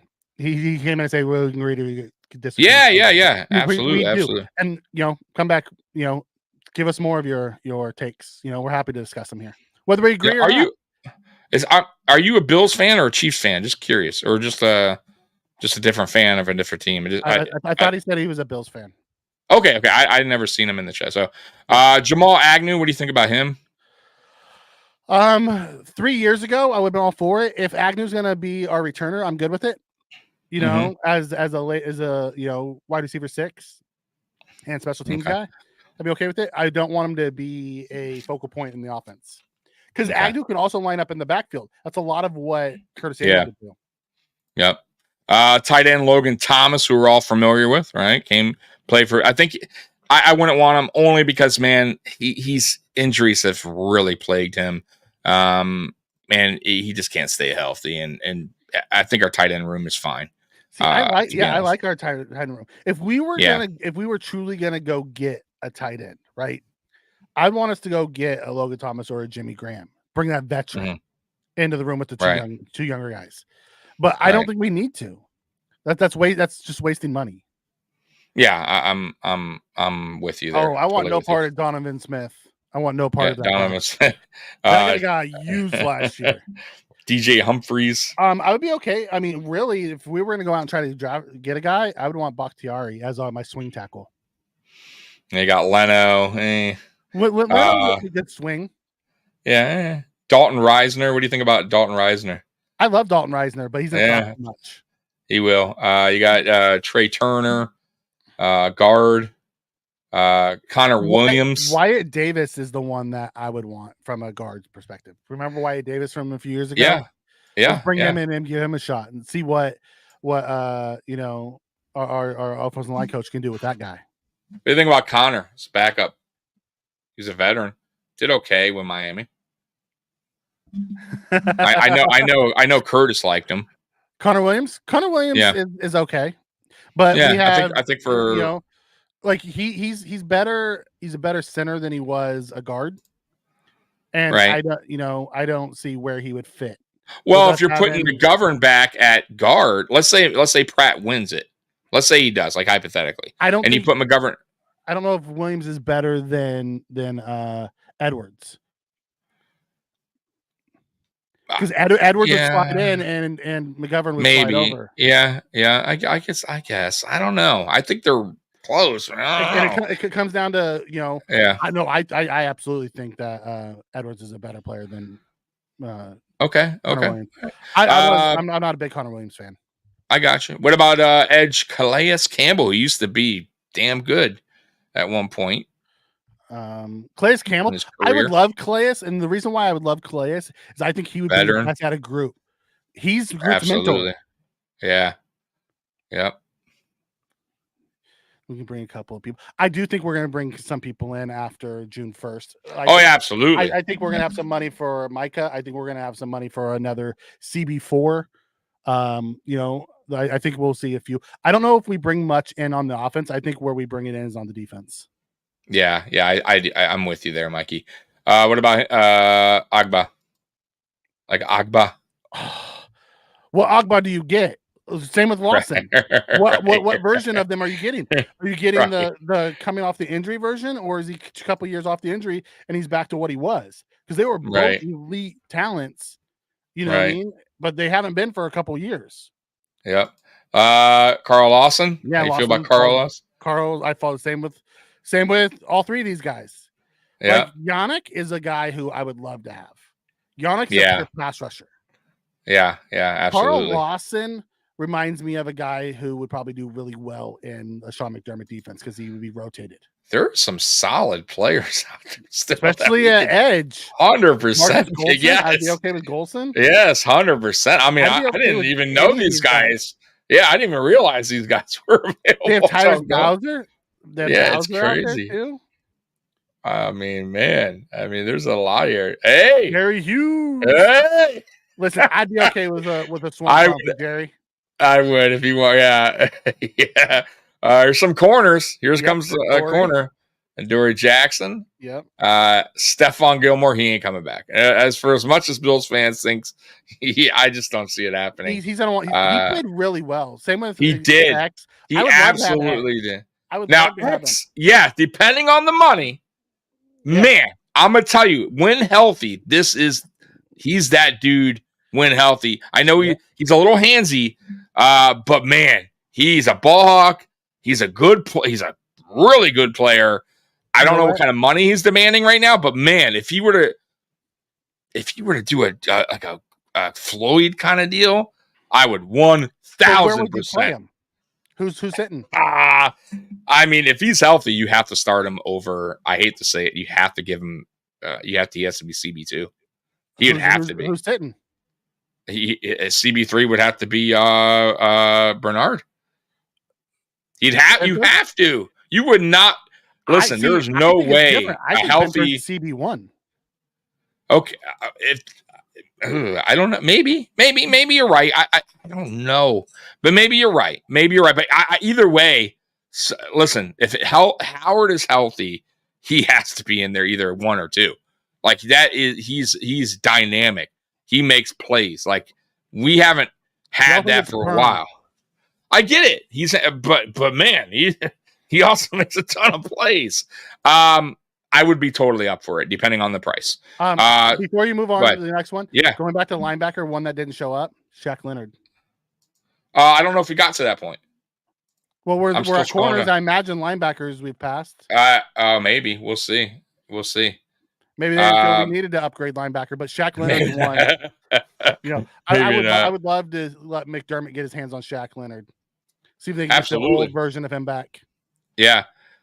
Yep. Steven Nelson, by the way, how many seasons have we talked about bringing that train has passed? He's been linked to the Bills every all season and never comes to the Buffalo Bills. So in the slot, and we have one of the elite slot corners that we just paid. Yeah. Patrick Peterson. What do you think about Patrick Peterson? I would be okay with Patrick Peterson as a CB4/safety. Yeah. Like absolutely. Because he has the veteran in the room. Yes. I don't think he should be a starter, but I think he's smart too. Rotational guy. Smart player, man. Yep. Now here's a guy that I would love. Here. Sign me up all day long. Yeah. If you can figure that one out, if Bean can figure this one out, sign me up. We'd be in really good shape in that safety room.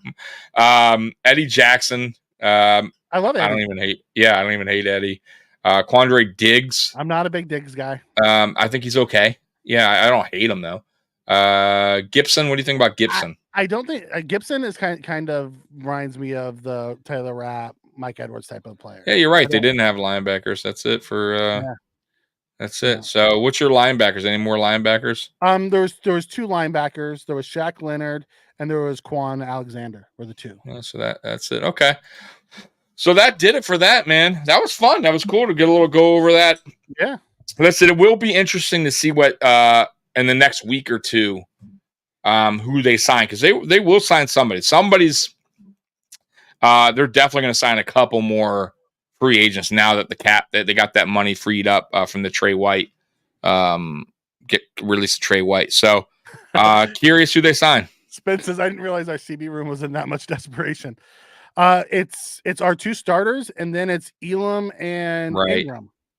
It's we don't have that Levi Wallace, Dane Jackson. I'd even say linebacker, like Mikey was saying. I even think linebacker is a little if a player gets hurt. I think it's a little bit better. We got the guy from Philly. I forget who he is. I forgot the name of him. Yeah, but he reminds me of he's a little better than the guy we just left that I did not like. Dotson, yeah. He plays very similar to him. Mm-hmm. Though Dotson filled in good when he did come in, but that's because I think McDermott knew how to use him, manage him. But he got a lot of slack in Philly, man. A lot of fans were happy to see him go. Yeah, but that's because that defense just took a crap down the stretch, and he got blamed for all of it. No, I get it, but Moreau played fantastic for LA. He had a lot of tackle. He did lead their team attack. I mean, he had like 100 something tackle. Like he didn't have a terrible year with the Raiders. Yeah. He was great the year before with the Raiders, and that's why he got the signing. Yeah. So, but I'm just saying, I think it's still to add one more to that room. Well, you have to remember, we also signed Deion Jones. You know, you're right. Moreau. Forgot about we have Spector back. We have second year of Williams. Spector can't stay out. I'm just saying, feel bad for the guy. Back healthy. We have the second year of Williams. Then we have Bernard. So we have guys out there. And then we drafted that kid out of Washington that has a lot of promise, they said. Yeah. You know, so if we went and signed a Shaq or Quan Alexander, I'd be okay with it. You know, I would love the signing for Shaq. You know, because I have a feeling McDermott would find a way to have a 3 linebacker set with all 3 of those guys, and he would be able to find a way to get Shaq back to what he was. Shaq was Milano, Leonard, and Warner in San Francisco were the 3 best linebackers for a while. Oh, 100%. Yeah, Warner was a beast. Yeah, it was Warner and Shaq were the 2 that got the big paychecks before the most recent rounds that came in. So getting him and trying to get him back to what he was, you know, I would be okay with that. Yeah, 100%. You know, other than that, I don't think I really saw anybody else that I'd be super excited about. You know, wide receivers, I think we talked about it. Like, would you hate a Jason Peters return for a final year? No, absolutely not. Love that dude. As a swing tackle. He's still. I don't know how. It's been in the league forever. Yeah. But he's still productive. He's still like he's smart. He knows what to do out there. Like he's absolutely for depth, no doubt about it. No doubt about it. Yeah. So I think Elam might start. Yeah, Elam's not starting this year. I think their plan is to try to get Elam up to speed this year and start next year when Douglas moves on. Right. Yeah. I didn't sign him. Beth is right. We could also have Bishop and one of the other safeties and have Rapp be more of a linebacker. Which he actually did in LA for a little bit. We did it last year. We used Rapp as the extra safety. We brought Poyer up as the linebacker. Exactly. We might use Rapp as that linebacker. Like he hits like a linebacker. He does. Yeah. Which would be fine. That's fine. I love it. Bishop's gonna be the defensive rookie of the year. I'm good with that. We shall see. I'm not jumping to any elite safety play, and they never won defensive rookie of the year. I am not jumping. That happens to those to the guys who get the sacks, not the right. Honestly, if I were to place it on anyone, defense, I would say Solomon over Bishop only because if he is what I think he could be and gets sacks, like I'm just saying, like produces. Yeah. Like, let's say he has an 8 sack season. I'm just throwing it out there. That's pretty damn good for a rookie. Like, yeah, you're not wrong. Then you never know, right? But he has to see the field, and I think that all depends on what he does in camp and preseason. Mm-hmm. I think our D lines has the best shot, either Solomon or defense. I can't think of his name. Yeah. The guy from Duke. Yeah, I can't think of his name. I'm just going blank. Yeah, and I love that dude, man. That dude is that dude. Yeah. Can't think of somebody in the chat, tell us his name, because I just drew a blank as well. I'll look it up. Bishop replaces Poyer. I like that. Yeah. Dwayne Carter. Dwayne Carter. You're welcome. Dwayne. I think him or Solomon would be the best chance for our defensive rookie of the year. Yeah, man. Dwayne Carter's such a man. He's like a true born leader, man. The way so that dude. Too. I don't. He is, man, and he can play. Not only does he, not only, bro. Look at his film. There was a reason why that dude was a captain. Mm-hmm. His production, his leadership, everything. I don't know, man. I love that pickup, man. Love that guy. He reminds me of Shakir, just very he's been in the league for 5 years already. The way he, acts and presents himself. Beth Bishop can play both. He's played both, but I think his skills fit better as a strong. Mm-hmm. I think that's where we're going to use him. But he has the ability to do. That's the one thing I like about him. He has the ability to do both, much like Poyer and Hyde did. Yeah. Yeah, Rap is just friendly fire, man. You gotta be careful. He doesn't care. Gotta be careful. He hit somebody. He hurt guys twice last year.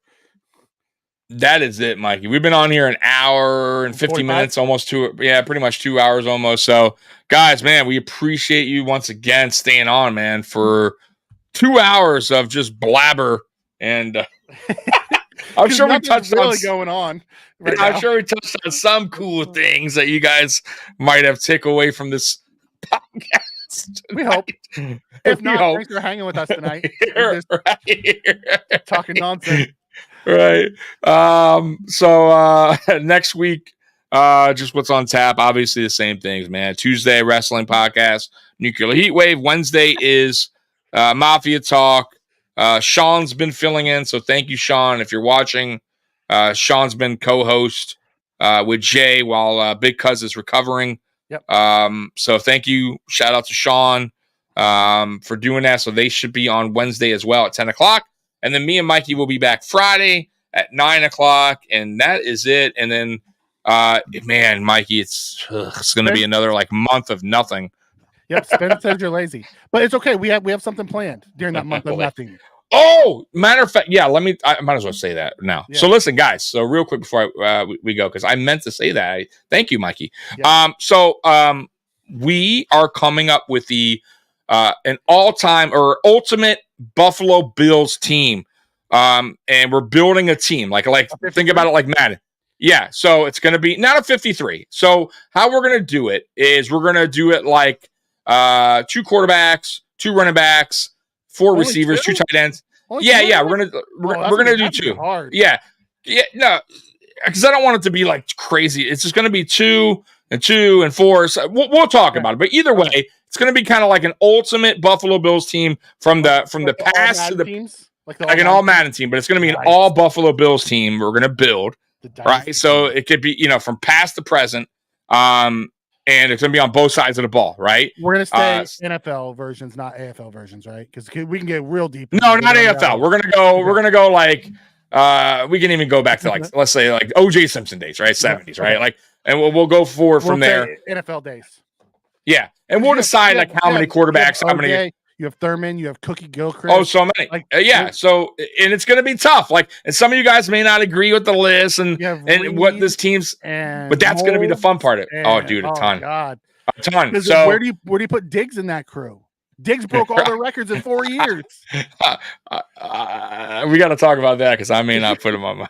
Bruce. Yes, you'll see a Bruce site. Absolutely. Listen, without doubt. There's going to be some guys on here you guys already know. Without doubt, Bruce Smith is no doubt on this team. Are we talking Bryce Pop? No.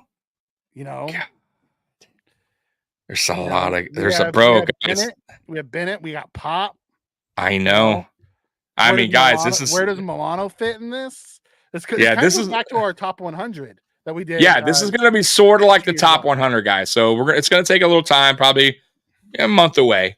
But it's going to be slides and why we chose this guy to be on the team and this guy. And shit, we may even do a coach. I mean, our offensive coordinator. Why not, right? If we're building this team. Qualify. I promise you, McDermott is not going to be the head coach of the Buffalo Bills. Spin says Diggs doesn't qualify. Yeah, we'll me and Mikey have a lot. We have a lot of decisions to make on who's making this team. So it's gonna be fun. Oh, absolutely. Then why we're giving you ours, I want you to give me yours. Position. Yeah, if you guys, matter of fact, if you guys want, we're gonna tell you when the week we're gonna do it, like prior or whatever. Yeah. If you guys want, create your own list, have your list written down or whatever, and on through the chat, just say, hey, like here's what I got at. Blah, blah, blah, blah, blah, blah, blah. If you guys want, you don't have to, obviously. So not home. Shoot off the top of your head as me and Tommy are and telling us what, and when we're forgetting guys, and right. So that's fun. It's listen, guys. It's going to be a month of nothing going on. So we had to do something fun and creative and different rather than just come on here and just continue to kind of go do the same circle Groundhog Day over and over about why the Buffalo Bills offense is better than what everyone thinks it's going to be like. We're doing that talk over and over. So anyways, guys. Scott quarterback. Alan Kelly next. JP Lossman, baby. No? Nate Peterman. Nate Peterman.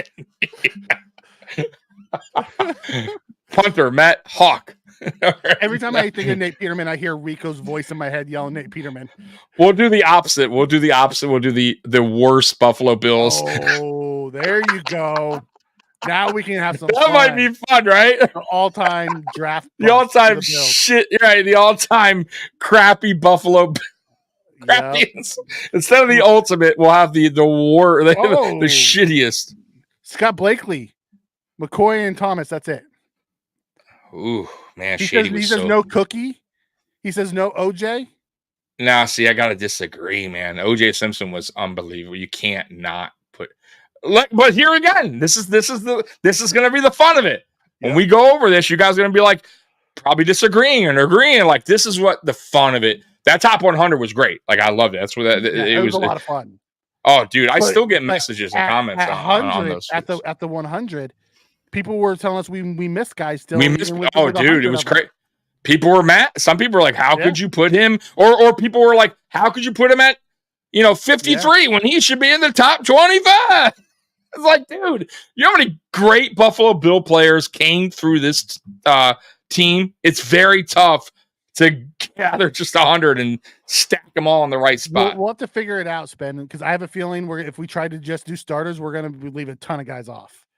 Yeah, we'll figure it out. We're gonna make it fun. It's gonna take a lot of work because we don't want to just name them. We're gonna have slides like we did the top 100 and what they did and why we put them there, stats and all that crap. So most of these guys are probably going to come off the top 100, so we'll probably use those same slides, which is fine. Which is totally I'm good with that. Might be a great idea actually. Saves me a shit ton of time. It saves me a ton of work, doesn't it? I didn't even think about that. Yeah, smart. So, anyways, guys, that's in the works. Yep. Look out for that, and we'll tell you a week before so you guys know what we're planning on doing. Can't be a social media ass. Let's pre-qualifier. Right. All right. So that's it, man. So anyways, that's it, guys. So we're out of here. Bills Mafia, we love you as always. As always, go Bills. Peace out. And look at him go. He could. Okay. And look at him go. He could go all the way. Touchdown! Touchdown! Touchdown! The Bills make me wanna shout. Kick your heels up and shout. Throw your hands up and shout. Throw your head back and shout. Come on now, the Bills are making it happen now. Stand up now, come on and shout. Yeah, yeah, yeah, yeah. Hey, hey, hey, hey. Okay. We're out of here, guys. See ya. I hate you. Go Bills.